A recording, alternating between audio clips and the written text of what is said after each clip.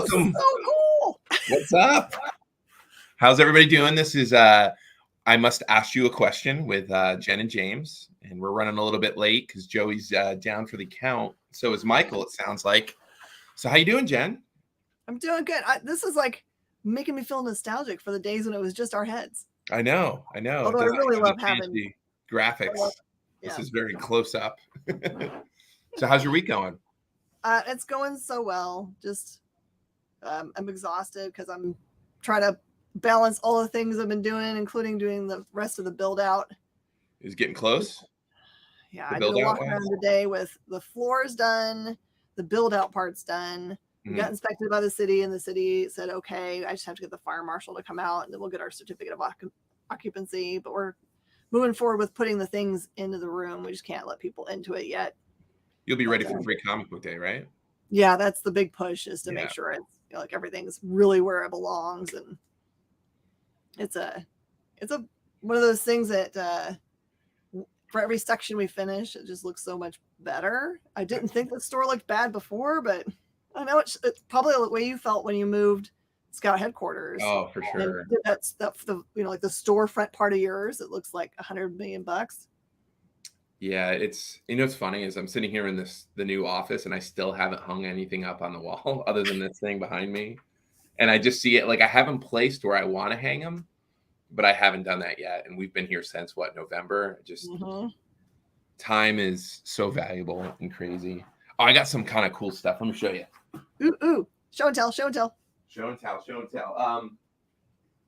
We just got a whole bunch of the press plates cut down, and I got it for Third Wave, and I got the covers. So I wanted to show you. This is Third Wave number 3. So that's the black one. This is the magenta. Oh, that magenta shows up really well. Yeah, yellow is usually not as good. This is yellow. Isn't that bad? And then blue. So very cool. I'm gonna keep a couple of these. And here's you like throw them around like that, and all I can think of is you're gonna get like a metal cut. Oh, they're very, very sharp. So that's another reason why we frame them, because if you try to pick up like a stack of them, you can get cut. By the way, great writing on issue 2, bro. It's good. Oh, I can't wait till you read the big finale. Still waiting. There's a slight delay. My artist, Luis, his tablet, because he's a digital artist, it just died. So there was he has like 6 pages left to do of 4. And he's back to work. It was just he tried to get it fixed. He ended up having to buy a brand new tablet. So it was a big, But I can't wait for the conclusion. And I just want to, again, there's a twist. There's a couple twists. So I feel like I told you already. Just as a twist in itself, right? Because it is about trying as like subterfuge. Yeah, exactly. I still haven't figured out the main character. Like, I understand that he's a good person and wants to help people, but why in the world would he, when he's supposed to be laying low and is in the actual business that he is, why would you open a surf shop and help people try to, make better choices in life by, getting people that are going down wrong paths and teaching them how to surf? I'm like, what? Once you find out like the whole overall story, you'll see where it comes from. It's arrogance. I mean, without spoilers, it's arrogant. It's a type of arrogance, and that's his background. Yeah. So he's just not the type of person that can lay low. I think that's what it is. And does it bite him on his butt? I don't know. Find out. Read it and find out. I mean, it's pretty public. Yeah. What is? He is. Yeah. He's very public. Exactly. So you'll see, again, issue 4 is the big, I can't wait. So then I can talk about it more. People can find out how twisty it is. I remember this robot chicken thing where they were making fun of M. Night Shyamalan. And every time they would do something through the whole episode, they'd have the guy they'd end the little skit within the skits.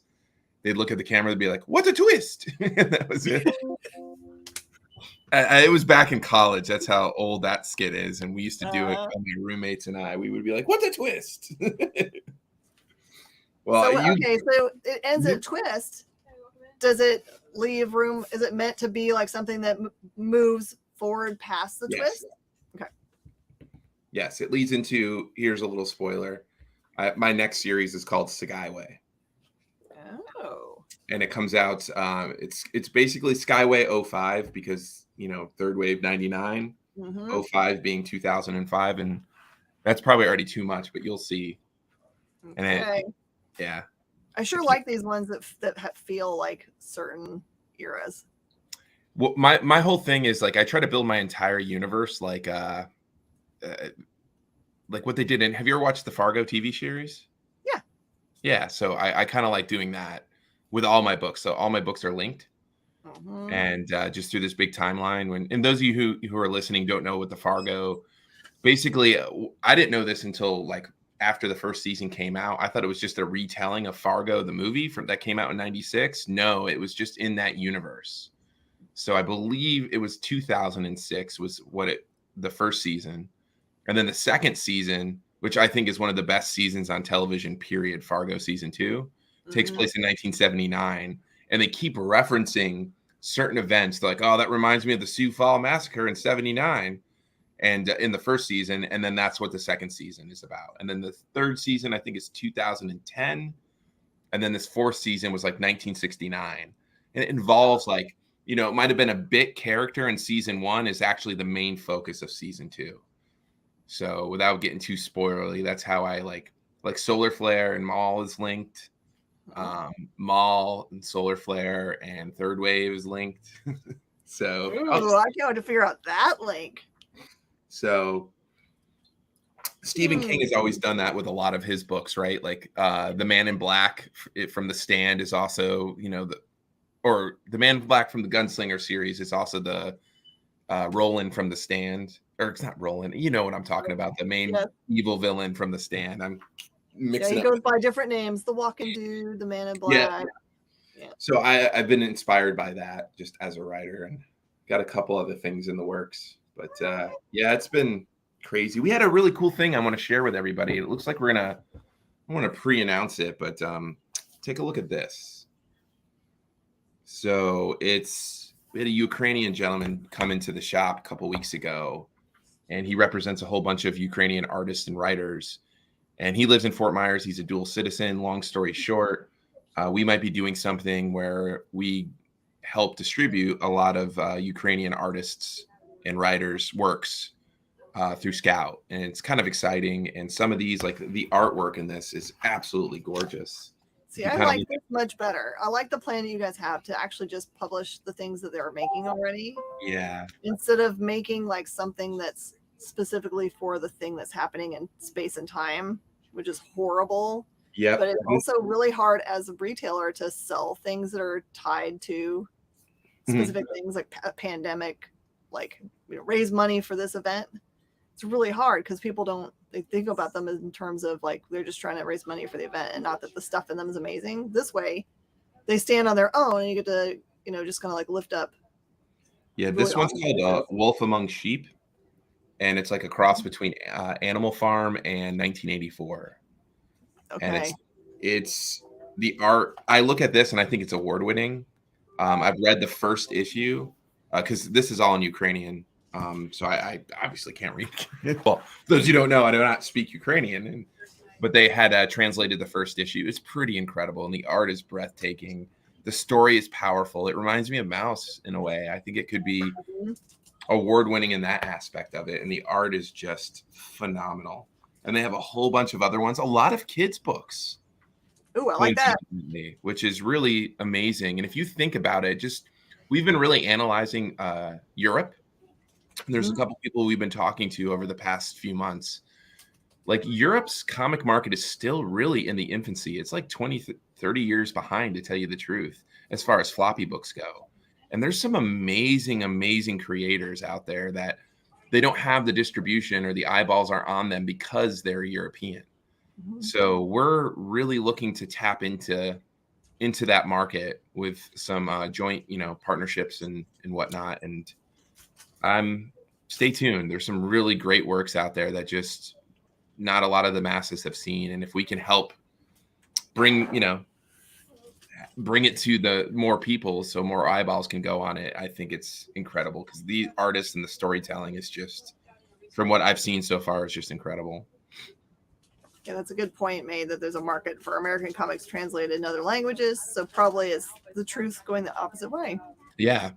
And there's some, I mean, Andrea, who's our editorial director, he has helped translate a lot of our books from Italian artists and stuff like that. Like, for example, Massimo Rossi has done like Locust, Broken Souls Ballad, Fisheye.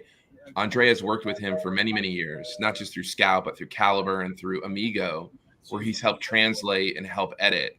You know, because sometimes the translation, there's lots of stuff lost in translation, like certain dialect doesn't make sense. And Andrea has just been, he's been like a shepherd, pun intended, for a lot of those creators. He's just awesome.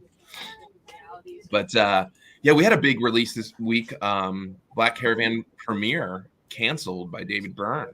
Yeah. A creepy clown book.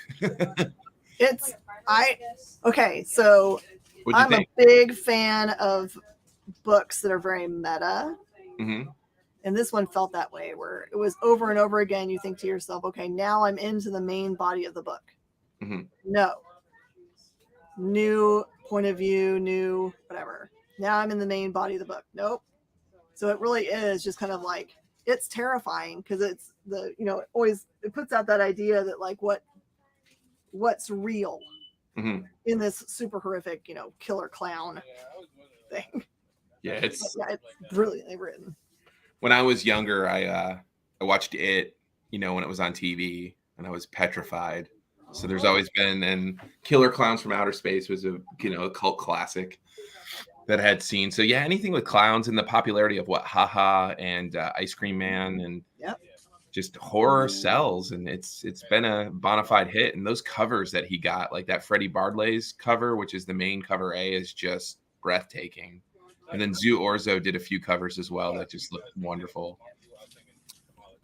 Yeah, there's another book series from Inverse Press. Mm-hmm. I'm not going to remember the name of it for some reason right now, but the whole series is about a bunch of killer clowns that all they do is find people that have caused harm to children and murder them in the most gruesome way possible. Oh, wow. So they're almost like anti-heroes in a weird way, right?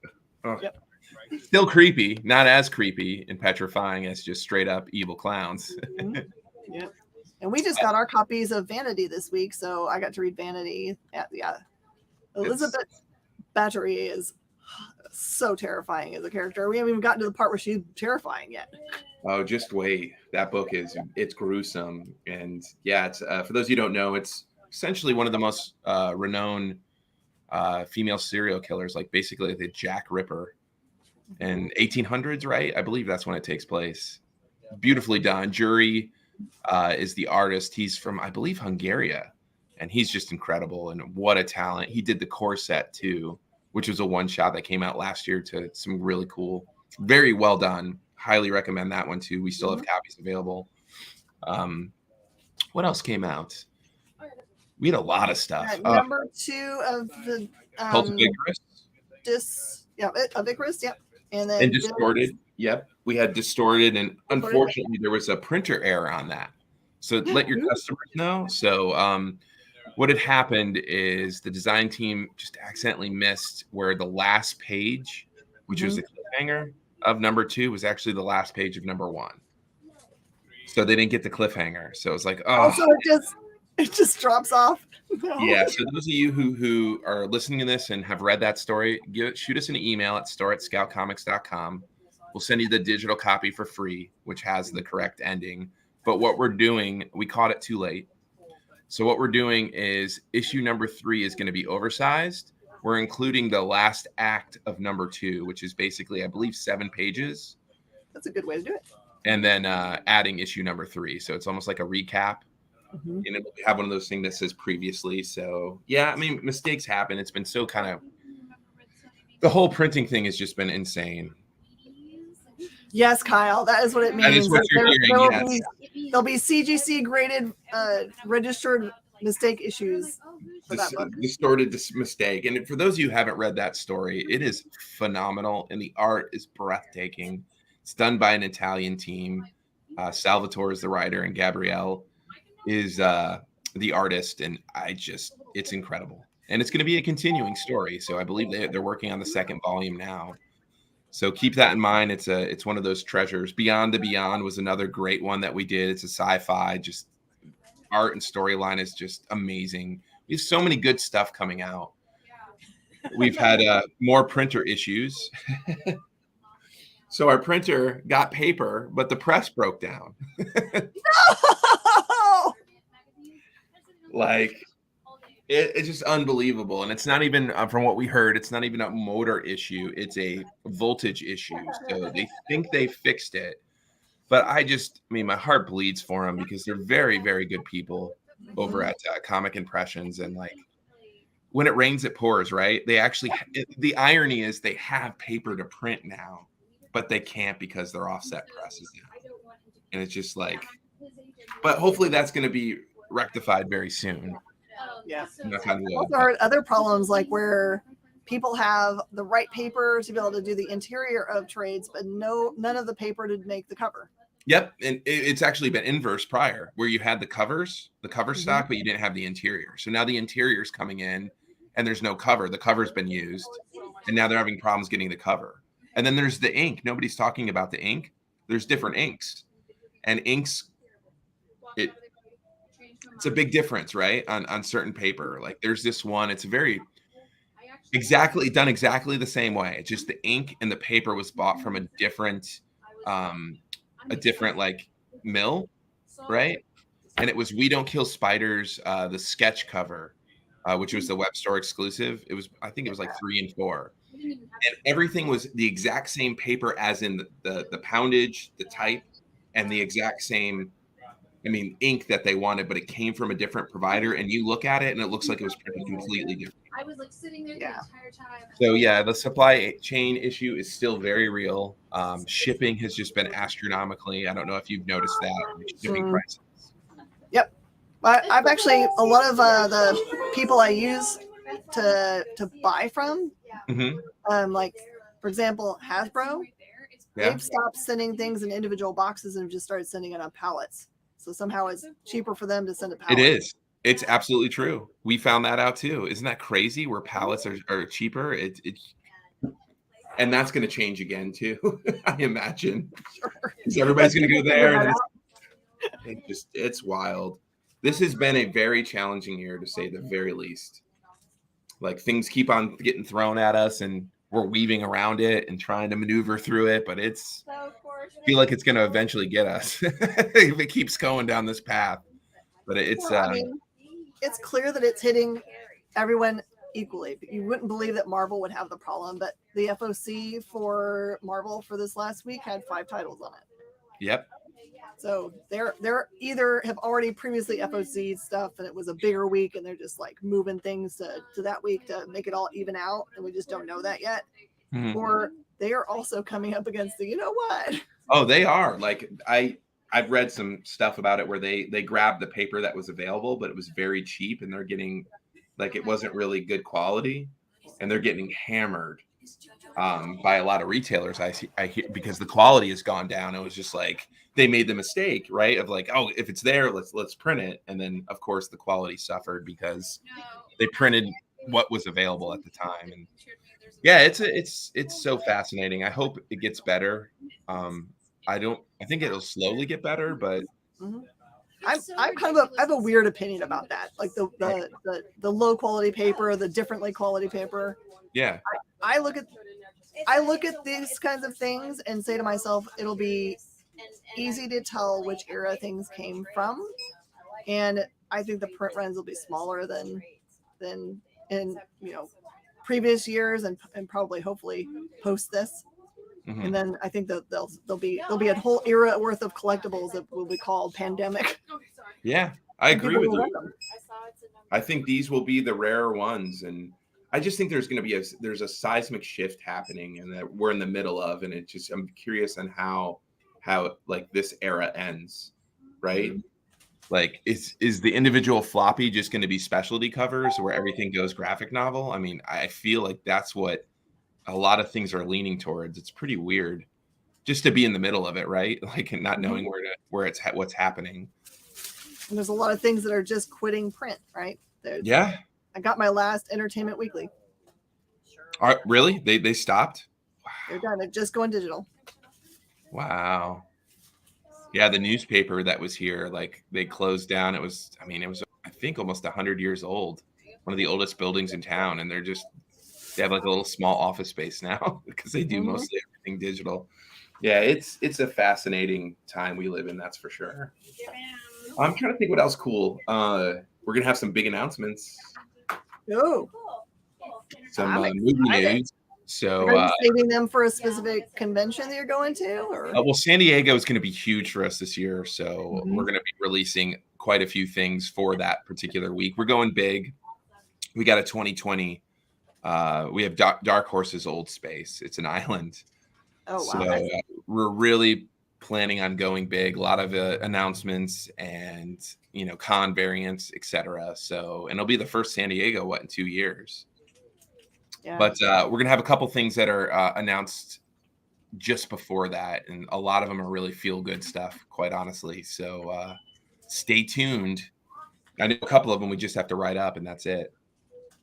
So once those are done and approved, so I would say in the next couple of weeks. So of your work day now, what percentages are you using on the phone versus getting to do physical stuff, like, getting a handshake and those kinds of things? It's wild. Like, I've been doing so much numbers stuff and like getting things in order, like back office stuff recently. And then my finance business too. Like yesterday I met with I opened up like 18 new accounts because I'm managing this new retirement account over on the East Coast of Florida. So I'll tell you, I don't even know. Like, I'm trying to schedule my day now, like through Google calendars to try to go by that schedule as close as possible. But it's really tough. I've been trying to avoid phone calls, to tell you the truth, just because it'll mess up my whole schedule with all the stuff that I have to do. So it's a very difficult process right now of time management. That's for sure. It's kind of good problem, it sounds like, to have. It is a good problem, but things go through the cracks, and you forget to email like when you should have, like certain things, and I don't like that. So I'm trying to, my day gets the control of me, and I want to have a control of my day. So it's the constant struggle, and helping run Scout, like doing my finance practice, trying to run comic tags, and then Tracker's doing really well too, and we're about to do a big Kickstarter fulfillment on that. Like, it's going to be crazy. And that reminds me, I got to finish that retailer newsletter. So stay tuned for our retailer newsletter. That's coming in the next couple days. But we're offering a pretty cool case for our retailers, for Tracker, for some of the Star toys. So stay tuned. Peter and I put together a pretty cool little retailer packet for our direct to retail customers. And this is just me making sure I'm not being a dummy. Has there been a direct order email go out in a while? No, there hasn't been one since the March-April combined letter. Okay. All right, fine. So I'm working on the one here. And May is a smaller month for us. And then we really start ramping up in June and July because of the paper issue, right? So May, we see no end in sight. So I only think we solicited like 4 books, knowing there's going to be a lot to catch up. Yeah, that's totally fine. So that's what we did. So it's not that big this May, the month of May retailer order. But yeah, come June, July, August, we're back. We're back with getting back into the flow of things, so to speak. But I actually have to jump for our weekly San Diego call because we are doing weekly calls now for preparation. But again, thanks for jumping on. I know I hope Joey and Michael are feeling better if they're listening. Mm-hmm. And we will see everybody next week. Do you have a question you want to ask before we go? I had one all loaded up because Top Gun's coming out. If you were a Top Gun pilot, what's your Top Gun name? That's a really good one. What's yours? Well, I think I decided on Chum Bucket. Chum Bucket, huh? Yeah, because I feel like they give the best pilots the worst names. Yeah. Oh, that's good. Huh. I don't know. I'm just trying to think of nicknames that I've had, like in baseball when I played. When I was a kid, they called me Hollywood. I'm Like the names Org. that are That's popping great. up. Ogre. and then Ogre. Twinkies. Yeah, I would probably be Cakes. Jimmy Cakes or Jimmy Cakes. Cakes. Yeah. Jimmy Cakes or Cakes. I think Cakes because, Haick like cake. So I'd go with Cakes. I love it. And apparently that's a term for someone's butt is cakes. I didn't know that. That's what the kids are saying it nowadays. All the ones that grew up the same one he did. Now your name's up there. Would you say a chum bucket and cakes? I love it. I'll be your wingman, chum bucket. Right. I bring the sharks. Nice. Well, again, I will see you next week, and I hope everybody has a great rest of the week. And we will see you next time on I Must Ask You a Question with Jen and James. Take care, everybody. Have a good week. Bye, y'all. Thanks, Kyle, for filling in, buddy.